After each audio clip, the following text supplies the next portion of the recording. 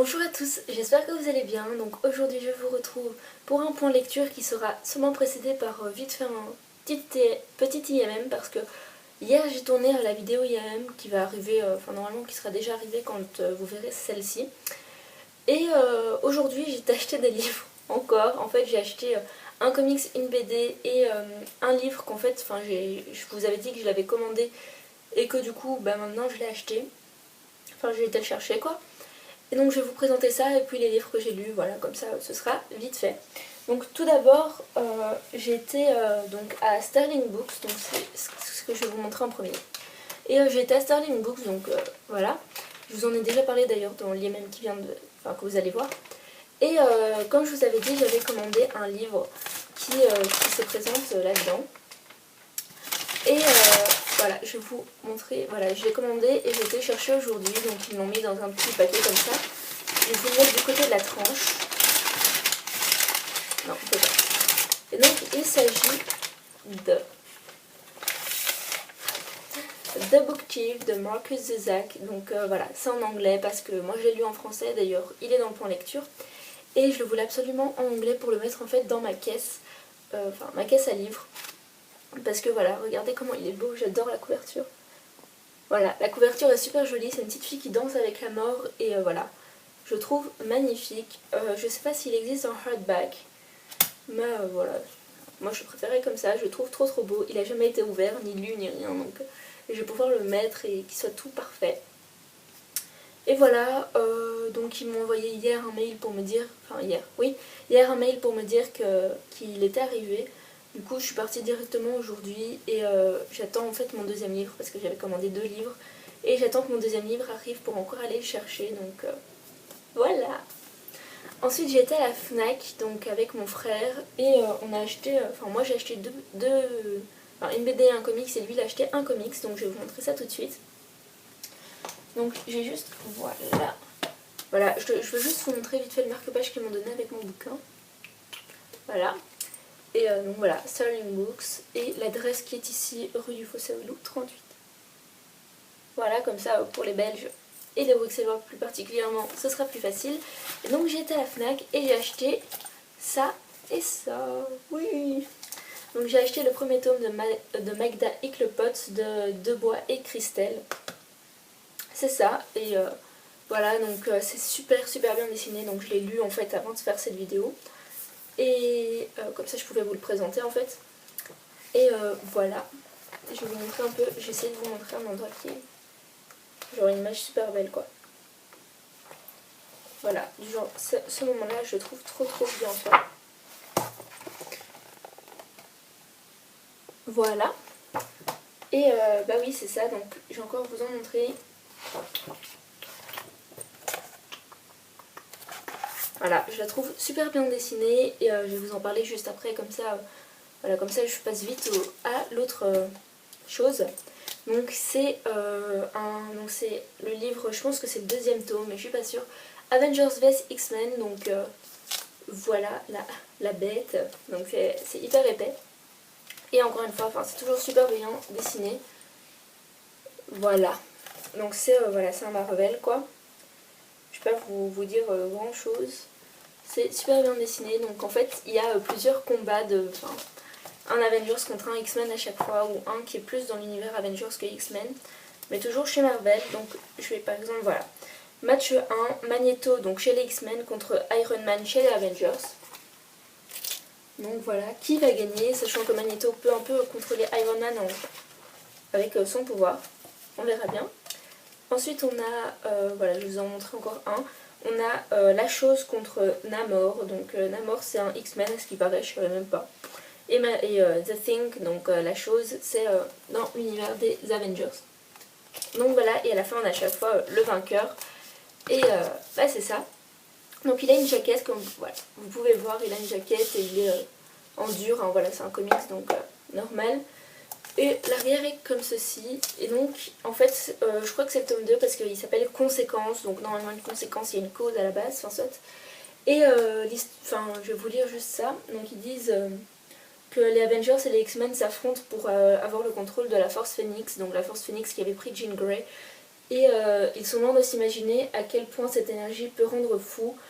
Donc les personnes qui ont écrit ce sont donc Kieron Gillan, Mark Wade et d'autres encore, donc comme par exemple Tom Rainey, je sais pas, Raney en tant que dessinateur, Stuart Immonen et Ed McGuinness. Donc voilà, c'est une intégrale on peut dire, et enfin j'ai envie d'avoir tous ceux comme ça parce que ils ont l'air super bien dessinés. Je l'ai pas encore lu mais voilà, je l'ai feuilleté et je trouve ça super bien fait. Donc voilà. Alors ensuite, je vais vous présenter ce que j'ai lu ce mois-ci. Donc j'ai d'abord commencé le mois par lire en fait 2 livres, dont un que j'ai terminé, enfin que j'ai fini et l'autre que j'ai abandonné. Donc je les lisais en même temps et pour finir j'ai abandonné A Gift to Remember de Melissa Hill pardon, à 66 pages, donc sur environ 400 pages. Voilà, c'est un 8ème. Je l'ai abandonné tout simplement parce que j'étais trop prise par cette histoire-là et que voilà, c'était en français, du coup ça m'intéressait un peu plus que l'anglais. Mais bon, voilà, je compte le continuer plus tard parce que l'histoire m'intéressait beaucoup. Donc c'était l'histoire de Darcy Archer qui, voilà, elle vit dans un univers de livres, elle tient pas une librairie, mais voilà, elle travaille dans une librairie en tant que manager. Et elle rêve de rencontrer le prince charmant. Un jour, vu qu'elle prend le vélo toujours pour aller chez elle, donc elle habite à Central Park, voilà. Elle habite pas à Central Park, elle habite à New York, et donc elle prend toujours le vélo, elle passe par Central Park et tout. Sauf qu'un jour, elle rentre dans un monsieur, et le monsieur, tout ce qu'il lui laisse, en gros, c'est un paquet cadeau et son chien, parce que voilà, lui, il a été pris à l'hôpital, et après, elle doit essayer de retrouver le monsieur pour lui rendre son chien et le cadeau. Et bah voilà, c'est un peu ça l'histoire, c'est ce qui a marqué ici. Sauf qu'après il est marqué qu'avec ce gars qui s'appelle Aiden quelque chose, il va peut-être se passer des petites amourettes parce que ça peut être The One, comme il est marqué là-dessus. Donc voilà, ce que je peux vous en dire c'est que l'écriture est assez sympa. Voilà, il y a des moments que je trouvais ça juste trop mignon, mais voilà, j'ai pas pu la finir, du coup je peux pas trop vous dire si j'ai aimé ou pas. Et ensuite, voilà, je pense que les post-it parlent d'eux-mêmes. Hein. Donc c'est La voleuse de livres de Marcus Zusak aux éditions Pocket. Que dire sur ce livre à part que je l'ai aimé plus que tout. Enfin voilà, je l'ai adoré. Vous pouvez le voir avec les post-it. Donc voilà, c'est ce livre pour lequel j'ai utilisé tous les post-it dont je vous ai parlé dans mon IMM. Et voilà, j'ai énormément aimé ce livre. Donc c'est l'histoire de Liesl Meminger qui... en fait, au début, c'est la mort qui nous raconte l'histoire. Voilà, faut que j'arrive à mettre ça un peu dans le bon ordre. Donc c'est la mort qui nous raconte cette histoire. Et donc c'est l'histoire de Liesl Meminger qui, en fait, va perdre son frère et sa mère au tout début du bouquin. Et va après être adoptée, on va dire, par les Huberman. Donc va vivre en Allemagne, parce que c'est là où elle vit. Ça se passe pendant l'Allemagne nazie, entre 39 et 45.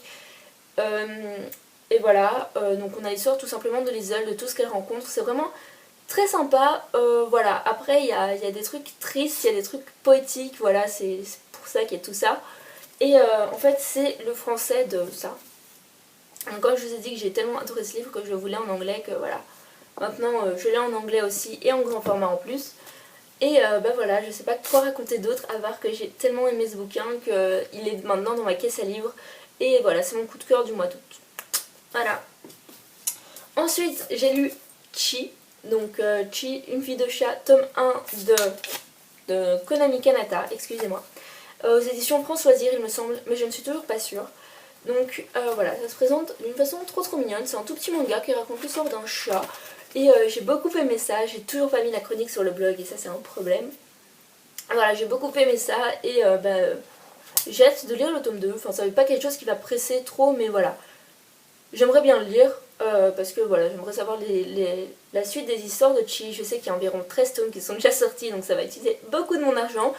Et par contre, je pense pas que j'aurai tout le reste dans cette même édition parce que je ne suis plus abonnée Belgique Loisirs. Non, Belgique Loisirs / France Loisirs, c'est la même chose. Je ne suis plus abonnée chez eux, du coup, voilà, on verra bien.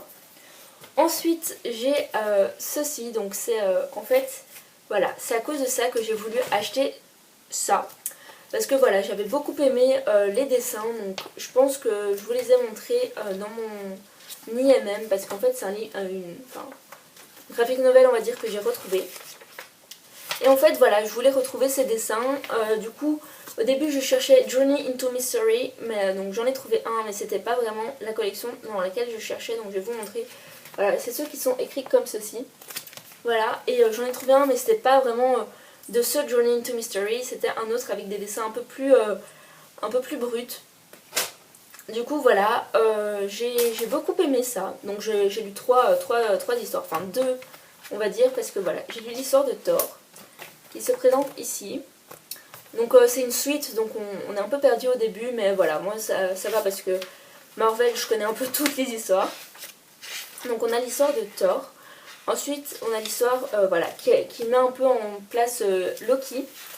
Voilà, on a Loki en fait qui veut à la fois aider, qui veut aider les dieux et est censé être contre les dieux de Manchester, donc qui sont des soi-disant nouveaux dieux.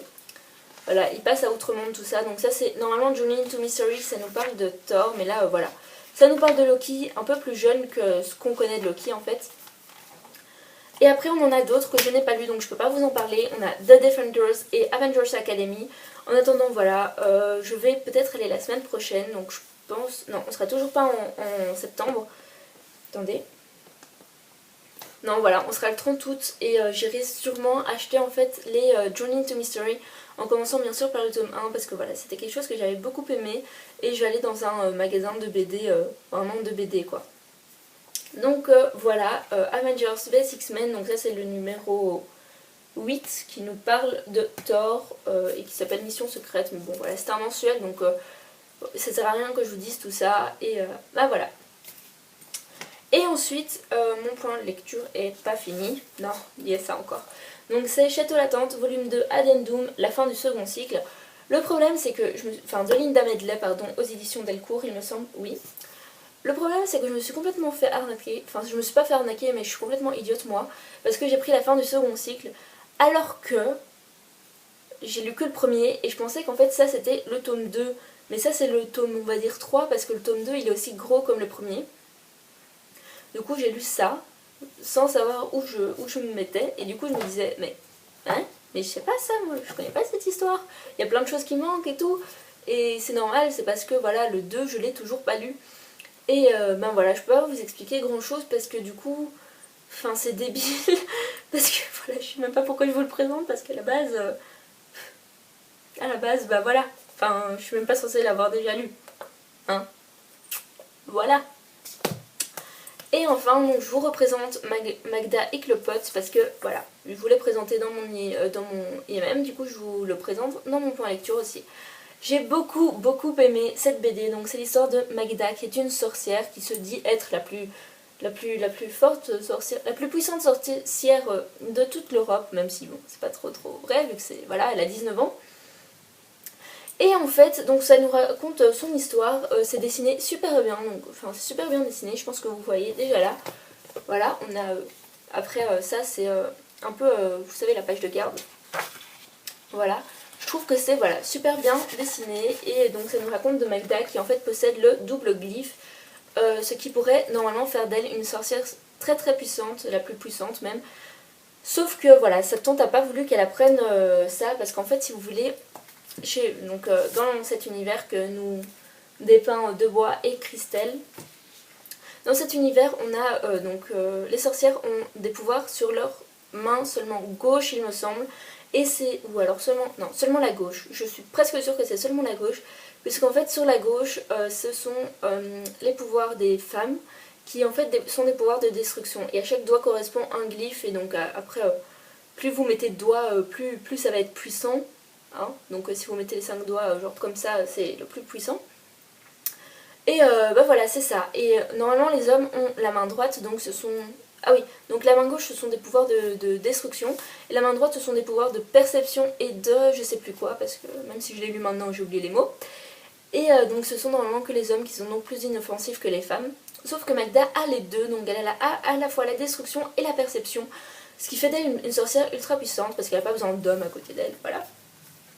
Donc ça nous raconte ça, et après en fait ça nous raconte qu'il y a eu des meurtres et que Magda, on l'a appelée un peu au secours, enfin la police l'a appelée au secours pour pour l'aider à trouver ce qui se passe. En attendant, elle faisait qu'arnaquer des antiquaires et tout, mais bon voilà. Je vais pas passer dessus. Et bah voilà, ça nous raconte cette histoire qui est vraiment très très jolie. Voilà, j'aime beaucoup les dessins, j'aime beaucoup l'histoire de Magda. J'ai découvert un truc, voilà, c'est un truc qu'on n'est pas censé vraiment découvrir, mais je me suis dit, ça doit être ça. Hein. Franchement, ça doit être ça, parce que sinon ça peut pas être possible. Enfin, soit. Et en fait, voilà, après vous avez les petits bonus que j'aime toujours beaucoup dans les BD. Donc vous savez, c'est voilà, le bonus. Donc là, on a The Turn de Magda Eichelpotz, si vous dites ça comme vous voulez. Donc vous savez, il nous la tourne entièrement pour voir comment elle est de chaque côté. Ensuite, vous avez les fiches de présentation du projet, donc quand il les a présentées à l'éditeur. Et ensuite, voilà, on a comment ils ont fait leur planche. Hein. Donc on a, voilà, ça c'est la première, deuxième, troisième et quatrième. Pour arriver à cette beauté là, donc c'est celle-ci. Attendez. C'est celle-ci. Cette planche là qui nous est montrée un peu dans les étapes de réalisation. Voilà, j'ai beaucoup aimé ça, j'ai vraiment, voilà, j'ai hâte que le tome 2 paraisse parce qu'il n'est pas encore paru, vu que ça c'est encore un nouveau, hein, vu que c'est une prix nouveauté. Il est aux éditions Ankama, donc voilà, c'est une édition que maintenant je commence à bien aimer. Hein. Et voilà, c'est la collection avec la petite plume là, je sais pas c'est quoi le nom de la collection. Et donc voilà, je vous invite vraiment à lire ceci, je sais pas s'il est encore disponible dans les médiathèques en général. Mais voilà, 12,50 €, je sais que c'est quand même quelque chose, surtout voilà, pour une BD. Mais voilà, je vous conseille, si vous connaissez quelqu'un qui a cette BD, de la lire parce qu'elle est super géniale, je l'aime vraiment beaucoup. Tout comme je pense que ce mois-ci, j'ai pas eu de grande déception, à part le fait que j'ai pas pu terminer ça. Et le fait que ça, j'aurais pas dû le lire maintenant. Mon mois s'est plutôt bien passé, j'ai pas lu énormément de bouquins non plus parce que voilà, je travaille maintenant. Voilà quoi, j'ai mon petit boulot du mois. Du coup, voilà, j'ai pas lu énormément, mais voilà, c'est tout ce que j'ai à dire. Je dois juste vous montrer encore ma lecture en cours. Parce que je viens de me rappeler qu'en fait, j'ai encore deux trucs à vous montrer. Donc je parle, mais j'oublie. Donc c'est ces deux choses, parce qu'à la base j'étais en train de lire ceci, donc c'est Orgueil et Préjugés de Jane Austen. Donc voilà, avec mon marque-page trop cool, bleu comme ça, avec une tirette. Il est trop cool. Sauf que je déteste les éditions archi-poche. Déjà parce que je trouve que la traduction est pas si bien faite que ça. Et ensuite, juste parce que, et je vais vous montrer si je trouve la page où c'était noté. Mais en gros, sur une seule page, j'ai trouvé quelque chose comme 5 fautes d'orthographe. Voilà, c'est tout ce qui est en fluo là. Donc vous avez déjà, il marque vous sœurs au lieu de vos sœurs. Ensuite il marque ne faites pas faites sans le S. Et ensuite il marque cavalaire au lieu de cavalière, alors que pendant tout le reste du bouquin il est marqué cavalière. Voilà. Je trouve qu'à partir du moment où ce sont des fautes vraiment tellement présentes, je pense qu'on aurait dû quand même le remarquer, surtout que normalement les bouquins ils sont corrigés et recorrigés de manière à ce que quand ils sortent ils soient bien. Voilà, moi ça m'a vraiment dérangé pour les éditions archi-poche, voilà, je voulais vraiment le préciser. Ça m'a énervé et ça m'a donné moins envie de le lire, du coup je le lis en e-books maintenant, je l'ai sur mon GSM, vu que voilà, il y a une des éditions en e-books qui est gratuite. Du coup voilà, je l'ai pris en e-books, voilà, j'ai un peu avancé maintenant, je suis environ à la page 160 sur un peu plus de 400. Donc en e-books, mais voilà, j'ai continué à avancer dans ce livre aussi. Et du coup, vu que ça m'énervait, j'ai commencé à lire ceci, donc j'ai lu hier 87 pages, il y en a 300 environ, voilà, un peu moins de 300, et je compte le terminer avant la fin du mois d'août, en normal. Donc c'est le premier tome en fait, avec le 11e Docteur de la suite Doctor Who, avec, excusez-moi, qui s'appelle Apollo 23 et qui est de Justin Richards aux éditions Milady. Donc je vous l'ai présenté hier ainsi que l'autre que j'avais acheté. Et voilà, j'espère que la vidéo sera déjà présente quand je parlerai là. Et voilà, j'ai beaucoup aimé, je commence à beaucoup aimer. Il y a beaucoup de petites blagues, vous voyez qu'il y a déjà 2 post-it alors que j'en suis qu'à 80 pages. Donc voilà, je vais vous dire un peu ce qui m'a fait rire. Déjà, l'astronaute quand il arrive, oui parce que je vais vous raconter l'histoire après. Non, je vais raconter le résumé avant, c'est un peu plus logique. En fait, on trouve un astronaute qui arrive comme ça au Perfect Burger. En même temps, il y a quelqu'un qui meurt dans un parc. Et encore une fois, en même temps, il y a une femme qui apparaît morte sur la Lune avec son chien. Voilà. Donc après, le docteur arrive et il pense qu'il y a un lien. Et il a trouvé le lien en ce moment, mais bon, voilà. Et en fait, l'histoire c'est que là-dedans, quand l'astronaute arrive au Perfect Burger, il dit, genre il appelle la NASA et il dit Houston, on a un problème. Et juste ça, voilà, ça m'a fait rire. C'était juste voilà le petit truc que tous les astronautes disent à un moment et je trouvais ça sympa. Ensuite il y a aussi la phrase qui est d'ailleurs la phrase un peu d'accroche, qui est pendant quelques instants cet après-midi il a plu sur la lune. Donc voilà, je l'ai aussi prise parce que je voulais savoir à quel moment c'était. Et voilà, c'est une très très bonne lecture pour le moment. Je compte encore lire environ 100 pages aujourd'hui pour que ça passe assez vite. Et bah c'est ça, je sais plus quoi dire. Ça fait 21 minutes que je parle, donc tout va bien. Donc voilà, j'ai pas lu énormément, mais j'ai pas lu peu non plus. Donc voilà, je sais plus du tout ce que je disais, je suis un peu perdue. Bon, je vous fais de très très gros bisous, je vous dis à très bientôt pour de nouvelles aventures. J'espère que vous avez passé un bon mois, c'est bientôt la rentrée. Donc là, aujourd'hui, à l'heure à laquelle je vous filme cette vidéo, on est le samedi 23 août. Oh, d'ailleurs aujourd'hui j'aurais pu aller voir la première du premier épisode de la saison 8 de Doctor Who qui s'appelle Deep Breath avec la première fois qu'on voit Peter Capaldi en tant que 12e docteur. Mais malheureusement je peux pas y aller parce que toutes les places sont déjà prises, malheur à moi. Enfin soit, on est samedi 23 août et donc dans 9 jours je recommence les cours, donc voilà, ça va être bien. D'ailleurs j'ai acheté mes manuels mais bon je crois pas que ça vous intéresse, hein. Voilà, j'ai acheté mes petits manuels de cours. Et voilà, je vous fais à tous de très gros bisous, je vous dis à très bientôt sur ma chaîne, mon blog et tout ça pour de nouvelles aventures. Et bah voilà, bye.